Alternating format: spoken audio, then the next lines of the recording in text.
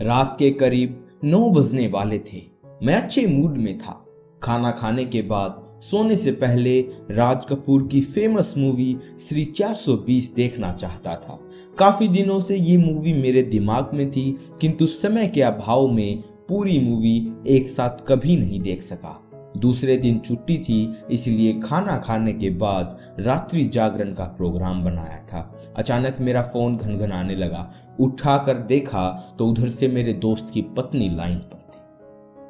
Hello भाभी जी, नमस्ते।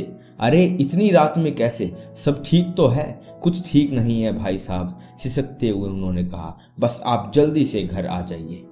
मैंने घबरा कर पूछा, आप इतनी घबराई हुई क्यों हैं? माता जी कैसी हैं? उन्हें कुछ हुआ तो नहीं है? और भाई साहब कहाँ हैं? बच्चे सब ठीक ठाक तो है ना? आप कुछ बताती क्यों नहीं? मैं एक सांस में लगातार बोलता रहा। मुझे आशंका हो रही थी कि उनके परिवार में कुछ अमंगल तो नहीं हो गया। उधर से भाभी जी बोली, नहीं नहीं भाई साहब, ऐसा कुछ नहीं है, यहाँ सब कुछ ठीक है, आप बस घर आ जाइए, आपको सब कुछ पता चल जाएगा। आपका यहाँ आना बहुत जरूरी है। अगर आप नहीं आए तो हो सकता है कि कुछ अनहोनी हो जाए। बस आप जल्दी से घर आ जाइए। देखिए, टालिएगा नहीं। इतना समझ लीजिए कि इस समय आपका यहाँ आना बहुत जरूरी है। फोन पर सारी बातें नहीं बताई जा सकती। उन्होंने इतना कह के एक झटके से फोन काट दिया। मैंने पत्नी की ओर देखा। वह काफी देर से हम दोनों की वार्तालाप सुन रही थी। शायद मामले की गंभीरता को समझ रही थी। उसने कहा, आप तुरंत जाइए और वहां पहुंचते ही मुझे फोन करिए। मुझे बहुत घबराहट हो रही है। लगता है कोई बात है जो वह इतना घबरा रही है। आप जल्दी जाइए।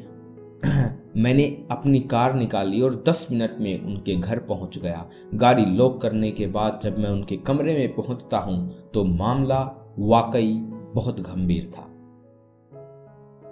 भाभी जी ने मुझे देखते हुए कहा, आइए भाई साहब, बैठिए। देखिए, इन्हें ये क्या करने जा रहे हैं? तलाक के कागज साथ लाए हैं। खुद तो दस्तखत कर दिए हैं, अब मुझे भी दस्तखत करने के लिए मजबूर कर रहे हैं। मैं अपने मित्र के सामने सोफे पर जाकर बैठ गया। कमरे का माहौल बहुत बोझिल सा था। सभी लोग चुप थे। भाई साहब के हाथों में कागजों वाली एक फाइल नजर आ रही थी। दरवाजे पर घर का नौकर चुपचाप खड़ा था। माताजी कहीं नजर नहीं आ रही थी। मैंने बच्चों से पूछा, दादी जी कहाँ हैं? कहीं दिख नहीं रही। किसी ने जवाब नहीं दिया। मैंने अपने मित्र की ओर देखा। नजरें मिली। इशारों में उनसे भी वही सवाल। मेरा आशय समझकर उन्होंने धीरे धीरे बोलना शुरू किया। तलाक? भैया, माता जी यहाँ नहीं रहती। उन्हें इन लोगों ने वृद्धाश्रम पहुंचा दिया। अपने ही घर में उन्हें पराया कर दिया गया है। उनकी आंखों से आंसू बहाना शुरू हो चुका था। सिसकियों के बीच उन्होंने बोलना जारी रखा। आज 3 दिन हो चुके हैं। जो मुझे एक दिन भी अपनी नजरों से ओझल नहीं होने दिया करती थी, वो आज 3 दिन से मेरी नजरों से दूर है। खाने के लिए देर रात तक मेरा इंतजार करने वाली माँ आज किस हाल में है मैं नहीं जानता। उसने खाना खाया भी है या अभी भी मेरा इंतजार कर रही है, मैं कुछ नहीं जानता। आजकल उनकी सेहत भी कुछ ठीक नहीं रहती। जो माँ इन लोगों की बीमारियों में रात रात भर जागा करती थी, मैं नहीं जानता आज उसकी तबीयत कैसी है। इतना कहते ही वे फूट फूट कर रोने लगे। मैंने उन्हें रोने दिया। मैं सोच रहा था रो लेने से शायद उसका मन हल्का हो जाएगा। मैंने घर के नौकर से चाय बनाकर लाने के लिए कहा। कुछ देर बाद चाय बनकर आ गई। मैंने उन्हें चाय पिलाने की भरसक कोशिश की, लेकिन वो सर झुकाए बैठे रहे। चाय को हाथ तक नहीं लगाया। मुझे अकेले ही चाय पीनी पड़ी। कुछ देर बाद उन्होंने सुबकते हुए कहा, इनको, अपनी पत्नी की इशारा करते हुए। पत्नी को माताजी का टोका टाकी पसंद नहीं है। बच्चे भी उनकी कोई बात नहीं सुनते। यहाँ तक मेरे घर का नौकर भी सबकी देखा देखी उनकी उपेक्षा किया करता है। उनका कोई काम नहीं करता। घर के सभी लोग उनसे परेशान थे। सब ने मिलकर तय कर लिया कि माताजी की बेहतरी के लिए उन्हें वृद्धाश्रम पहुंचा दिया जाना चाहिए। इन लोगों ने वही किया जो इन्हें अच्छा लगा। उन्होंने अपने हाथों से आंसू पूछे और बोले, मैंने तय कर लिया है कि अब मैं वृद्धाश्रम में रहूंगा। आखिर एक न एक दिन मुझे भी तो वहां जाना ही था, तो क्यों न अभी से वहां रहने की आदत डाल दूं। जो लोग मेरी बूढ़ी माँ को बर्दाश्त नहीं कर सकते, वो लोग मेरे बुढ़ापे में कैसे मुझे बर्दाश्त करेंगे। इसी बहाने मैं अपनी माँ के बुढ़ापे में उनके साथ रहूंगा। कुछ देर सांस लेने के लिए रुके, फिर बोलने लगे, मैंने नौकरी से वीआरएस लेने का फैसला कर लिया है। उससे पहले अपनी वसीयत तैयार कर ली है। ये देखो वसीयत। अच्छा हुआ तुम आ गए। इन लोगों को वसीयत पढ़कर सुना दो। इसमें लिखा है कि मैं अपनी सारी जमीन जायदाद जमा पूंजी इन लोगों के नाम कर रहा हूँ। नौकरी के बाद जो भी कुछ मिलेगा अपने आप इन लोगों का हो जाएगा। उन्होंने कहा, मैं सोचता हूँ सभी लोग सुखी रहें, इसलिए पत्नी सहित सभी को एक साथ तलाक दे रहा हूँ, माँ को नहीं। नौकरी छोड़कर मैं अपना और माँ का गुजारा पेंशन कर लूंगा। उनकी मन की भड़ास निकल चुकी थी। भाभी जी और बच्चों की आंखें भीग रही थी।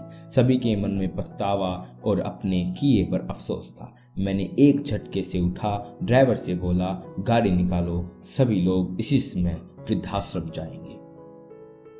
रात के 11 बज चुके थे। 1 घंटे के बाद गाड़ी वृद्धाश्रम के गेट पर जाकर रुकी। सिक्योरिटी गार्ड को अपना परिचय देने के बाद यहाँ आने का कारण बताया गया। उसने इतनी रात गेट खोलने से इनकार करते हुए दूसरे दिन आने की सलाह की।